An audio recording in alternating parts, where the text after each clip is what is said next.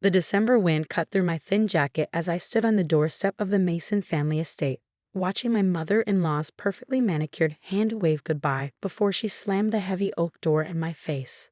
I placed one hand protectively over my growing belly, trying to process how quickly everything had fallen apart.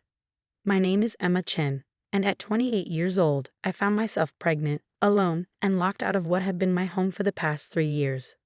But Victoria Mason had no idea what she'd just done, or who she was really dealing with. "You'll thank me for this later, James," I heard her say through the door to my husband. "She was never good enough for you. No connections, no family money, just some scholarship girl who got lucky." I waited for James to defend me, to say something. Anything. But his silence spoke volumes.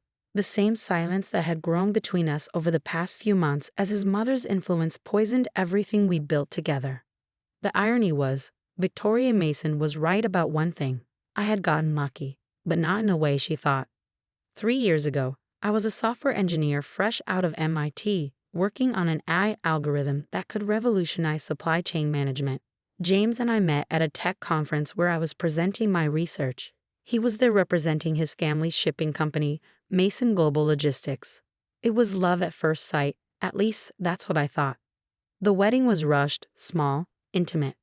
Victoria never approved, but James had insisted. "We don't need their blessing," he'd said back then. "We just need each other." Those words felt hollow now as I stood in the cold, watching my breath form clouds in the frigid air. What Victoria didn't know was that for the past year, I'd been building something in secret.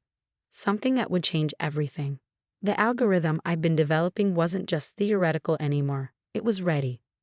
And while Victoria was busy planning charity galas and criticizing my common background, I'd been quietly meeting with investors, securing patents, and laying the groundwork for my own company. I pulled out my phone, my fingers trembling slightly from both cold and adrenaline, and dialed the one person I knew I could count on. "Maya, it's happening." They kicked me out. Maya Chen, my older sister and brilliant corporate lawyer, didn't miss a beat. "I'm on my way. The apartment is ready. Time to launch Plan B." I could hear her grabbing her keys, the determination in her voice giving me strength. Maya had always been my rock, especially after we lost our parents in an accident 10 years ago. She was the one who'd encouraged me to keep working on my algorithm even after I married James. "Never put all your eggs in one basket, little sister," she warned me. "Especially not a golden one." As I waited for Maya, I thought about the last conversation I'd had with James earlier that morning. He found the prenatal vitamins in my drawer, and instead of being happy about the baby, he looked worried. "Did you plan this?" he'd asked, his voice tight. "Is this some kind of trap?" The accusation had stunned me. Trap? "James, we're married. We talked about having children." "Mother thinks the timing is suspicious," he'd said, running his hands through his hair. "With the company's merger coming up." I should have seen it then, how deeply his mother's paranoia had infected him. How the sweet, supportive man I'd marry had become just another puppet in Victoria Mason's grand plan for her family's dynasty. Maya's sleek black Tesla pulled up to the curb, and she jumped out, wrapping me in a fierce hug. "Those pretentious snobs," she muttered, helping me with my bags. "Just wait until they see what's coming." As we drove away from the Mason estate, I felt a strange sense of calm settle over me. Victoria thought she was protecting her family's empire by getting rid of me. She had no idea she'd just set in motion exactly what I'd been waiting for. Maya glanced at me as she navigated through the city streets. "You okay? The stress isn't good for the baby." I placed a hand on my belly, feeling a small kick. "I'm fine. Better than fine, actually. Remember how you told me to always have a backup plan?" She nodded, turning onto the highway that led to her downtown apartment building. "Well," I said, pulling out my laptop, "I have something to show you. That algorithm I've been working on, it's not just theoretical anymore. I've been running simulations using Mason Global's shipping data that James gave me access to when we first got married." Maya's eyes widened. "Emma, what exactly have you been up to?" I opened my laptop, showing her the results of my latest simulation. "I've created an AI-driven logistics system that can predict supply chain disruptions before they happen, optimize shipping routes in real time, and reduce costs by up to 40%. I call it Chainsight." "And you've tested this using Mason Global's data?" I nodded. James gave me full access to their systems when we got married. He wanted me to understand the family business. Victoria was furious about it, but he insisted. I've been running simulations for months, perfecting the algorithm. Maya pulled into her building's parking garage, turning to face me fully. Emma, do you realize what you have here? I do, I said, closing my laptop. And so do the venture capitalists I've been meeting with. They're ready to fund Chainsight's launch. We're just waiting for my signal. Maya's face broke into a wide grin. And Victoria just gave you the perfect reason to launch. As we rode the elevator to Maya's penthouse apartment, I thought about Victoria's smug face as she pushed me out the door. She thought she was getting rid of a gold digger, a nobody who trapped her precious son. Instead, she just freed me to become her biggest competitor. Maya's apartment was everything the Mason estate wasn't: modern, minimal, and warm. She'd set up the guest room for me weeks ago, just in case. My sister had always been the pragmatic one. Get some rest, she said, helping me unpack. Tomorrow, we start making calls. It's time to show the Masons what a nobody from nowhere can really do. That night, as I lay in bed, my hand resting on my growing belly, I felt stronger than I had in months. Victoria thought she was protecting her family's legacy. Instead, she'd just given me the push I needed to build my own. My phone buzzed. A text from James. Mother says this is for the best. I'm sorry. I didn't respond. Let him think I was broken, devastated. Let Victoria believe she'd won. They had no idea what was coming. The next morning, I woke up to an email from my lead investor, Emma Chen. No relation, but we joked about it. Ready when you are. Say the word, and we'll start the funding round. I looked out Maya's window at the city skyline, where Mason Global's headquarters dominated the view. Soon, they'd see my company's name up there too. But first, I had work to do. Maya was already up, making breakfast and taking calls. She cleared her schedule for the next week to help me set everything in motion. As I walked into the kitchen, she handed me a prenatal vitamin and a glass of orange juice. The team's ready, she said, hanging up her phone. We can file the incorporation papers today. You're sure about this? I took the vitamin, thinking about James' accusation yesterday. Had I planned this? Not exactly. But I'd been prepared for it thanks to Maya's constant warnings and my own instincts.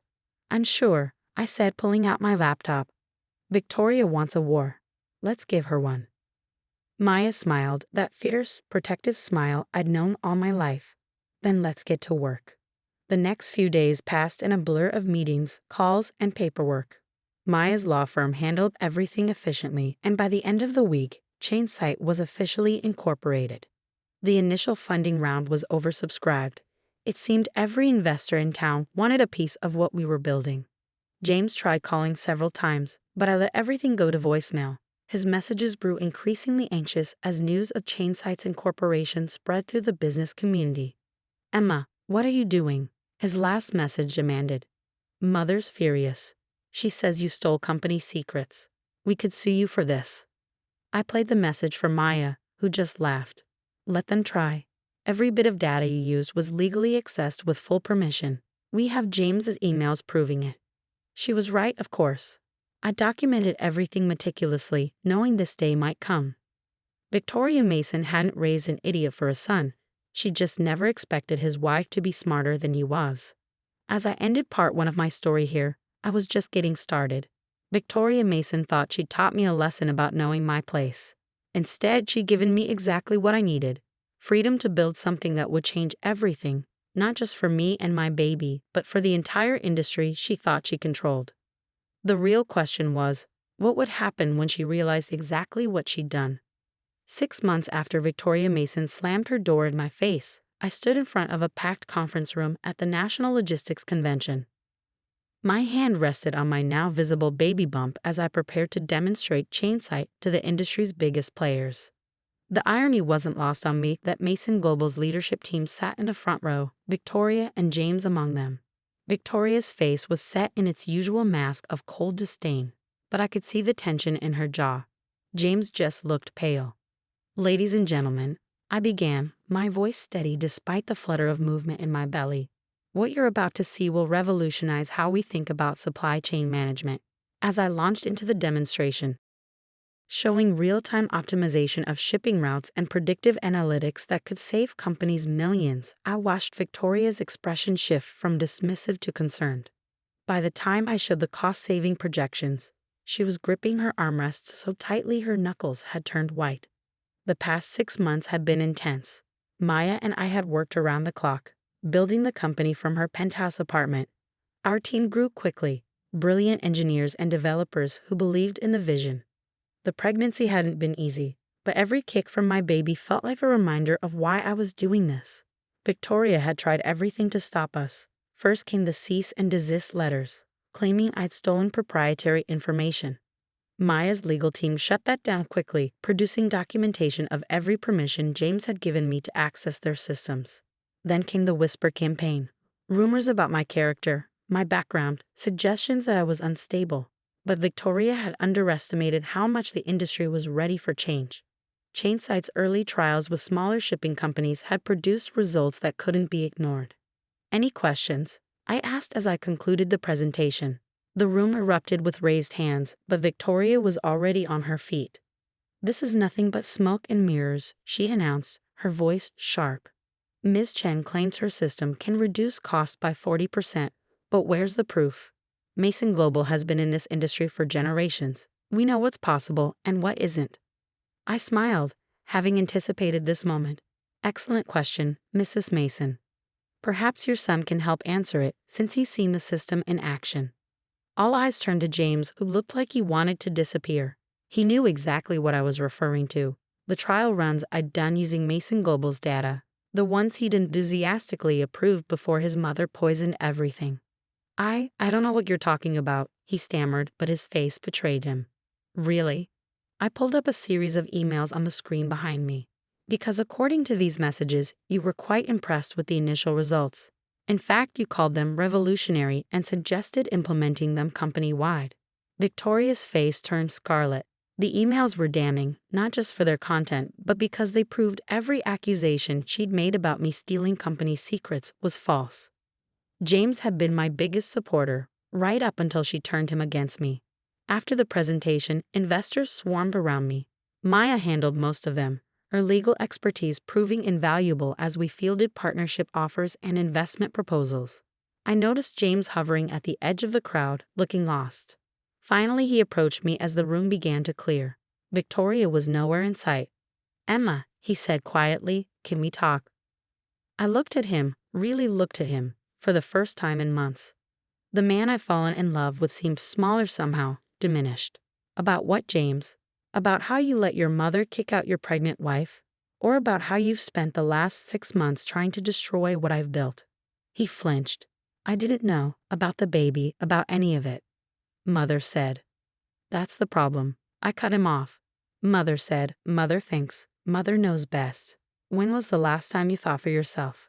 "The company's stock dropped 15% after your presentation," he said, changing tactics. Mother's furious. "The board is asking questions. Maybe we could work something out." I laughed, though there was no humor in it. "Now you want to work something out? After everything?" "You're still my wife," he said, reaching for my hand. I pulled away. "Actually, I'm not. The divorce papers were delivered to your office this morning. Maya's firm handled everything. You should read them carefully, especially the part about the baby." His face fell. "Emma, please. That's my child, too." "Yes," I agreed, "and you'll have visitation rights once they're born. But you lost the right to be their father the day you chose your mother over your family." Maya appeared at my elbow, right on cue. "Everything okay here?" James stepped back, his shoulders slumping. I'm sorry, Emma, for everything." "I'm not," I said honestly. "Everything that happened led me here. Chainsight is already revolutionizing the industry, and we're just getting started. So thank your mother for me, James. She gave me exactly what I needed, freedom." As he walked away, Maya squeezed my arm. "You okay?" I nodded, watching James disappear into the crowd. "Better than okay.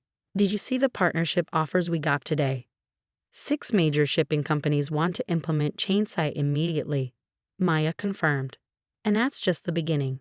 Victoria's worst nightmare is coming true. You're not just competing with Mason Global. You're going to surpass them." 2 weeks later, I sat in my new office, reviewing the latest performance reports. Chainsight was growing faster than even our most optimistic projections had predicted. Companies were switching to our system in droves, drawn by the cost savings and efficiency improvements. Mason Global's stock had continued to fall as investors questioned their ability to compete in the changing landscape.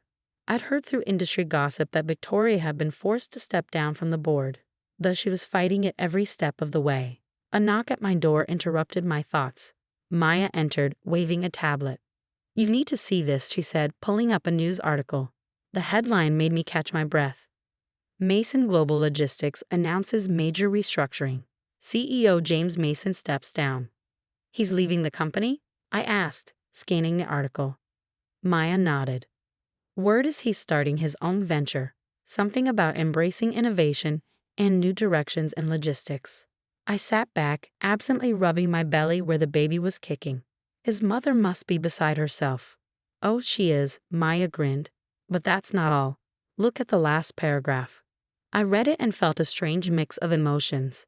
In a surprising move, James Mason has expressed interest in potential collaborations with emerging industry leaders, specifically citing Chainsight's revolutionary approach to supply chain management. "What do you think?" Maya asked. "Should we hear him out?" I thought about it, remembering the man I've fallen in love with, the one who'd been excited about innovation before his mother's influence took over. Maybe, free from Victoria's control, that man still existed somewhere. Set up a meeting, I decided. But make it clear, this is business, nothing more. If he wants to work with Chainsight, he'll need to prove himself just like anyone else. Maya nodded, understanding perfectly. And Victoria? I smiled, thinking of my former mother-in-law and her grand plans for her family's legacy. She can watch from the sidelines as everything she tried to protect gets transformed by the nobody from nowhere she threw out in the cold. The baby kicked again, stronger this time, and I placed both hands on my belly. In 2 months, I'd be a mother myself. But unlike Victoria, I would teach my child that true legacy isn't about maintaining control. It's about having the courage to create something new. Victoria had thought she was protecting her son's inheritance when she kicked me out that cold December day. Instead, she triggered a revolution in the industry she thought she controlled, led by the very person she underestimated most. As I looked out my office window at the city skyline, where the Chainsight logo now shone as brightly as Mason Global's, I couldn't help but smile. Sometimes the best revenge isn't about getting even. It's about soaring higher than your enemies ever thought possible.